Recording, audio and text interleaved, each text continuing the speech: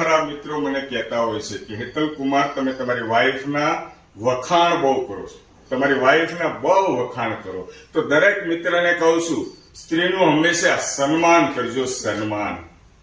એક બોલતી ચાલતી સ્ત્રી આપણા ઘરનું પાણી ભરે છે, ગૃહલક્ષ્મી બની આપણું ઘર સંભાળે છે, અન્નપૂર્ણા બની આપણા માટે સરસ મજાની પરિવાર માટે રસોઈની વ્યવસ્થા કરે છે. જુઓ દોસ્તો, રસોઈ જુઓ.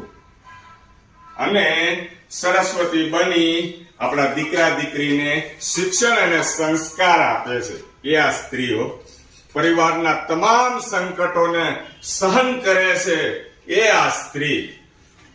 બસ દોસ્તો, દુનિયાની કોઈ પણ સ્ત્રી હોય, એ આપણી માં હોય, આપણી બેન હોય, આપણી દીકરી હોય કે આપણી પત્ની હોય, દુનિયાની કોઈ પણ સ્ત્રી હોય, એનું સન્માન કરજો સાહેબ, એનું સન્માન કરજો, સન્માન.